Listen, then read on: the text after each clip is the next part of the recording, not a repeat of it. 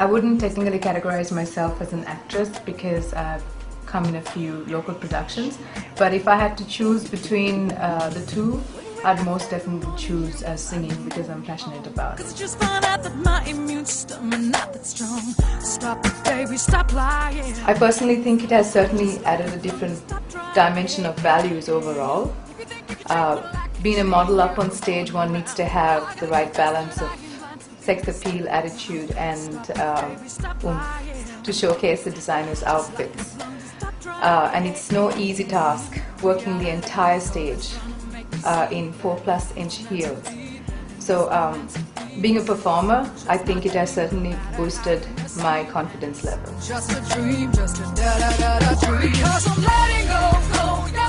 It wasn't a situation like that to begin with. How it all occurred was I was looking for an apartment and the landlady, while signing the agreement, she casually asked me whether I knew anyone who could sing. And I think I probably was about 17 years of age, and at 17 one really doesn't know which direction one needs to take.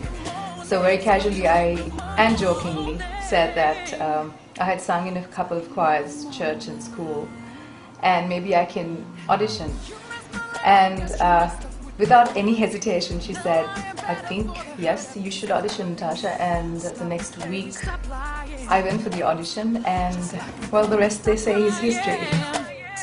Maybe one day we could say that this was just another phase, but 2 years and 2 months can hardly be. The pros are that it gives me immense gratification to know that I'm accepted and appreciated for my talent and music in general, and that fuels me even further to pursue this subject.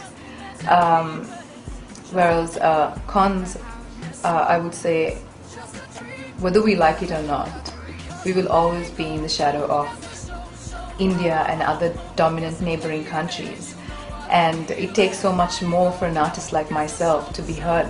In fact, we have to work twice or thrice as hard to be noticed. And since Sri Lanka is a developing country, people out there overlooks the fact that there are potentially good musicians in this region. I guess if one doesn't try, one wouldn't know, right?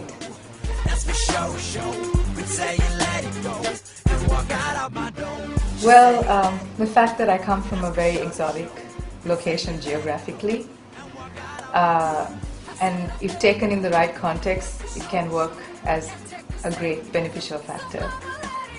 And the other is my music, my talent, and of course my personality.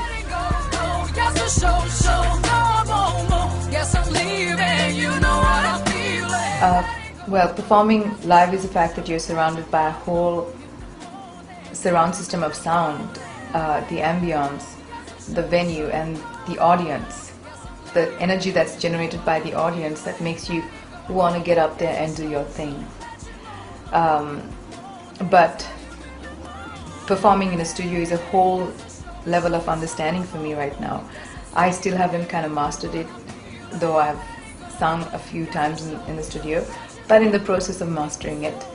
But if I had to choose between the two, I'd most definitely choose a live performance over a recording.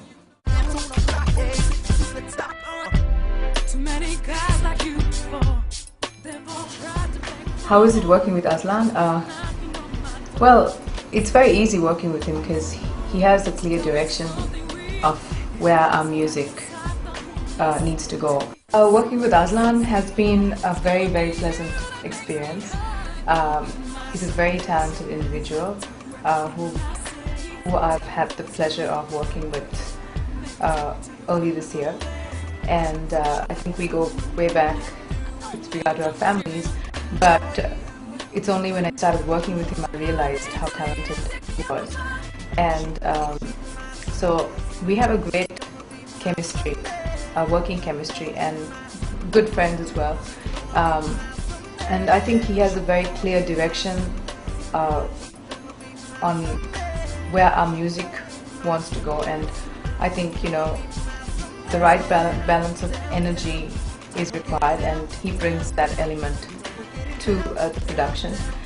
And I must say, overall, It's been a wonderful pleasure working with Aslan, and he's extremely very talented. So I would encourage everyone to watch out for some great productions. Just 'cause I am not a plastic doll with a whole lot on my Well, quite a few musical influences, I must say, starting from Randy Crawford, Chaka Khan, Indiari, Erykah Badu, Alicia Keys. They all represent soul in their music, and they talk about real life incidences in their music. They're just real women. Well, all of them represent sultry voices in general, and if I had to pick one of them, I'd probably pick all. But that's being a little optimistic. But it would be nice to collaborate with one of them at least. And I don't generally restrict myself from any genres. I listen to anything and everything: soul, funk, jazz, blues, R&B, pop. It doesn't matter really, as long as it's music. take control of my whole life again. Get up on my feet. Yes, of course. Like any other country, there is a Sri Lankan music industry that's, I would say, predominantly dominated by Oriental and Indian music. And Sinhalese is not a language that is understood by the world population, so the need for English original material is really less. And there's only a very small percentage in Sri Lanka that really listens to English material. Cause me, babe. I need a break from the sex and the love and the false promises you made. So take me Well, both tracks happen almost simultaneously, although we've finished Get Up on My Feet. Glamour Lady is still in post-production stages. Talking about Get Up on My Feet, again, it's a very empowering message. The chorus is what's empowering about it. Well, Glamour Lady is a song that talks about me in general because of the background that I come from. I come from a fashion-oriented background and a musical background, so the perception that people generally have, or the notion that people generally embrace, is the fact that if you're a model, you're easy. Well, not generally the case. So the song talks about you can look but you can't touch, and just because I do what I do doesn't mean that it doesn't give you the right to judge me or get with me in that league. It's all about respect at the end of the day.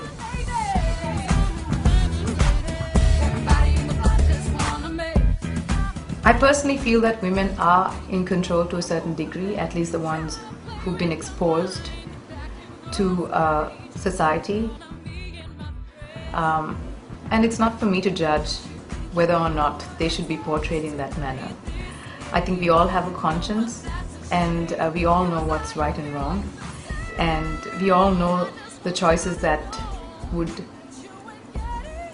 take us forward. So you really can't blame the media. You really can't blame that medium in general.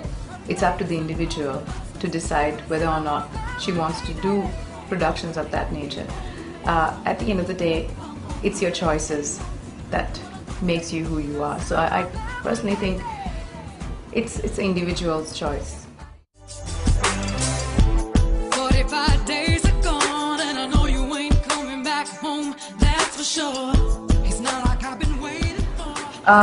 Most definitely, I'd like to use my influence and power to highlight that issue. And besides that, that's the stance I'm taking through my music, to empower women. And personally, I don't think being submissive is categorized as a weakness. Although as Asian women, I think we need to find the right balance of submission and apply it into our day-to-day living and lifestyles in general. Failing to do so is when issues arise. So I think as Asian women, we need to find the right balance of submission and apply it into our work, school, social and domestic environments. I think we should be good then.